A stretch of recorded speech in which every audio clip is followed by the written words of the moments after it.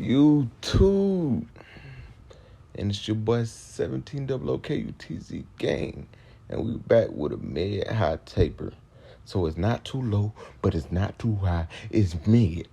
But the cut is Zaza, that gas, that pressure. So what we finna do right now, we're gonna pick them out and frame them out. My guy usually don't get nothing done with the top, but he said, he went through a little something, so it caused him to have a little, misshapeness in his head. Is that a word? It's okay. Don't worry about it. So right now, I don't want to cut too much off because he still like his braids on top. So right now, I'm just kind of framing it a little bit and kind of make it as even all the way around his head because he has a few patches around his head. And I'm just cutting some of the loose hairs out so when he sponge it or curl it or want to twist it, he won't have like dead hair, basically. Like you see in the back, you have a little patch right there. But right now, after you do all the framing, you comb it out. Y'all already know, comb it out. Make sure all the hairs is laying down how you want them before you fade them. So y'all already know how I do. I go in there, try to get everything to the desired lift. Rough draft. Make sure to work harder. Work smarter, not harder. You feel me? So right now, I put a 1.5 on there just to get everything down and neat and cut down, right, to where I want it. So, I just skip a few steps, man. Like I said, work smarter, not harder. So, we won't be going no higher than this 1.5 today.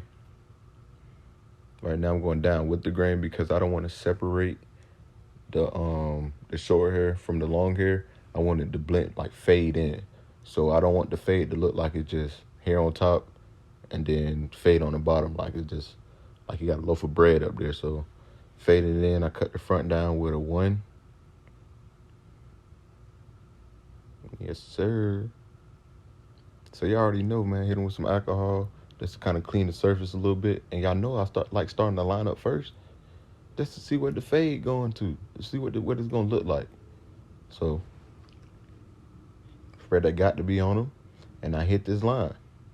Do it one more time to make sure everything smooth. I like cutting it down a little bit. That's the tip. So when the hair, like, it can keep the line sharp for a long period of time. No hair can grow over it, anything like that. So start in the middle. You see the hairline was uneven. So don't try to push it up too high. Don't try to do too much. Just go with the motions.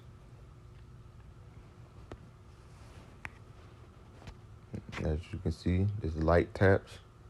Not trying to do too much. Not trying to go too high. Doing the vertical bars. Look in the mirror. Make sure everything is nice and straightened up. If all that fell, look in the mirror. The mirror will not lie to you. This side looked like it's slightly higher, but it's not. It's just the way the camera was. But when I turn them, you can see it's straight. And this is why you should prep the surface first.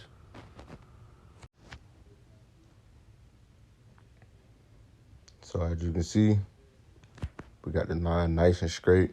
The foundation set. I'm going to go over it just a little bit more just to get the overhanging hair. So say if he was to like jump in the pool, sweat, moving, anything like that, the hair won't be out of place. It will still be sharp. So now we finna get into the fade. So what you do is you put it in your guideline. You don't want it too low, but you don't want it too high. So I kind of do it to the top of the ear. So I go right above the very tip of the ear. So when you fading it, it's not going to go too high up in his hair, but it's not going to be too low. So that's why I call it a mid-high fade. Some people may say I did a drop fade, but when you look at, when we start putting the guideline in for the fade, I kind of make the guidelines like 1.5 inches instead of 1 inch. You'll see. So right now I'm clearing everything out the way, make sure it's the same on both sides. See, I'm connecting them vertical bars. So I make sure the vertical bars is, even. So for the line can be even and the fade can be even. So right now I go with my guard all the way closed. These clippers right here are fire. These are the Babyliss Influencer Edition. These right here is cold. So right now, going on like an inch with my guard all the way open. I just did my guard all the way closed. Because as I say, work smarter, not harder.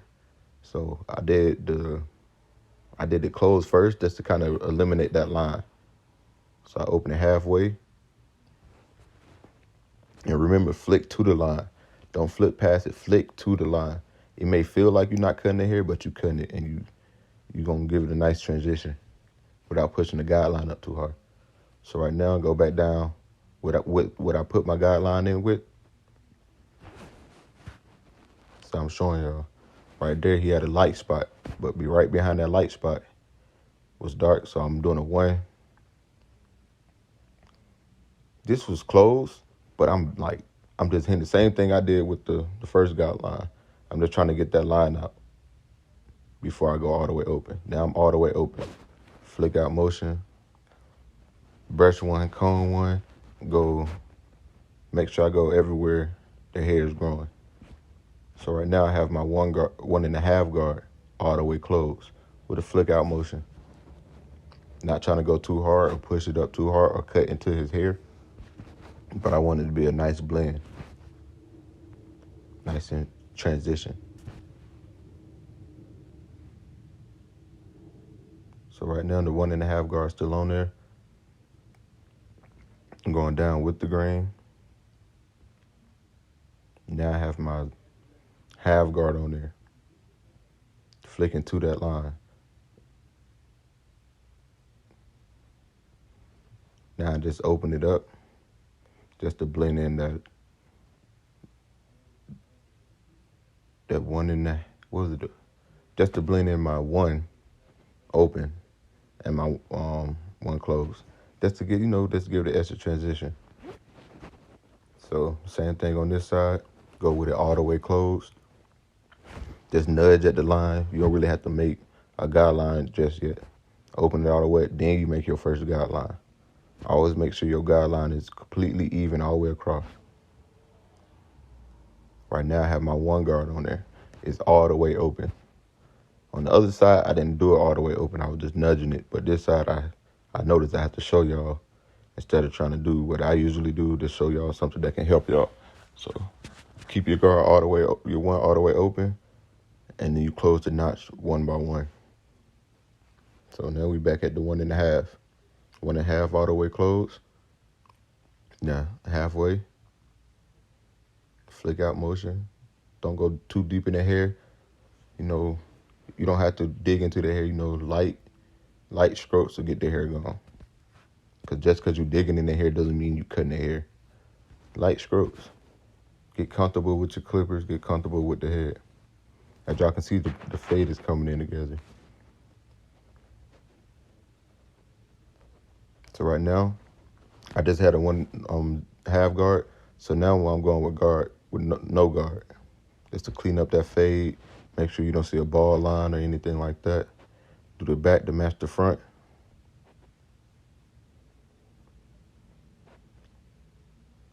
Same thing you did on the last 2 sides, you do in the back. Consistency is key. Make sure you're always consistent no matter what you do. Consistency is key.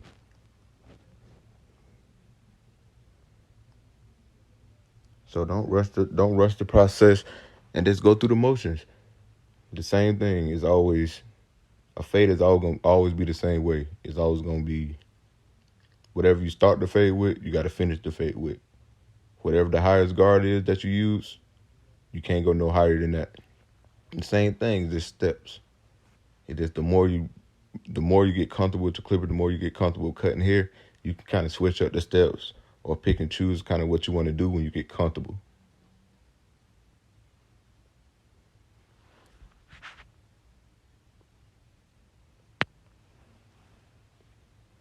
Yes, sir. So you can see it's coming together. I'm gonna do his side of his beard. The same steps, go in there, no guard, then put on the one guard, fade from the one guard, then put on the half guard, and then blend everything together. His beard wasn't too full, so he just wanted to keep it to grow in. I mean, he just wanted to grow in, so that's what we're doing. I'm kind of fading the tip, that's so it can grow in full at the bottom. But if y'all see the haircut, I mean, really, the haircut done. But, you know, you got to master your craft. Do something that's different. You know, try to make the best be the best. Try to be the best. So right now, you already know we at my favorite part. We had that fiber. But somebody asked me what was the name of this. The spray can. It's called Kiss Expressions. And I get the darkest brown, and sometimes I may get black. But I get the darkest brown. And then my fiber will be black. Because no one hair is really jet black. The darkest brown give you the darkest brown. Don't get brown. Listen to me, get the darkest brown. Because nobody hair is really black. And nobody want that super jet black fake look. So get the darkest brown because you're going to add 2 layers on it. You see I'm combing the layers out before I line it up. Just to give it a natural look. But you're going to add 2 layers. So if you add that darkest brown with the fiber, it's going to come out more kind of natural look than that super dark painted look. See, as you can see. And then when you lining it up, after you put the fiber on, you just follow what you did from the beginning. See, you work harder, not smarter. So I didn't have to do too much with the hairline. Like if I was to fade him before I did his hairline, it was going to be hard for me to position his hairline because his hairline was already, kind of crooked. And then the fade is already high. So right now you hit the top of that lip. Hit the other side, you feel me? Make sure you got a nice little goatee with his beard. But look at the lineup. Look at the fade and the contrast with the lineup and the fade. And I didn't hit it with the razor. And it was still crispy. He couldn't have left out like this without the razor. But, you got to give it, just if you're going to do something, do it to your best ability. It's already 100 million barbers out here. It's the barber right next to your shop. It's the barber next to you. So you just got to do something to make yourself stand out, make yourself different. So with that being said, try to get the stuff that the clients want. If they want to fade to match their head, they like looking at the details that you put in the fade, So if you do that, no other barber can copy your work, or your client, you'll know if your client went to another barber because he can't fade it like how you do it. He can't cut it like how you do it. It might grow back wrong. See, like every time he come, his haircut always look the same. It never grow back. Never. You know how people hairline get pushed back and they grow back, like you get like the 5 o'clock shadow look. That's how you know when somebody been pushed back. None of my clients come back with that because they loyal and they stay with me. I do have some clients that will leave. In the next video, I'll show you what I do to fix those clients. But you just got to do something that's unique that nobody else can do in your field. But barbering everybody can be a barber, everybody can cut hair. But can you give the client what they want? That's the difference between a barber that charge $20 and a barber that charge $300. It's really not specifically the cut. It's because you gave them what they wanted. You gave it to match their head. You gave it to something that is unique to them. So that's the way you can, build your pay grade up. Just giving people what they want, stuff to match their head, something that's unique, something that's only you can do. So you can see that's the finished cut right there, guys. Nice, clean. He can wear this with fiber or without fiber. He can go jump in the pool with all I care. It's still going to look like this. And 1,700 cuts out.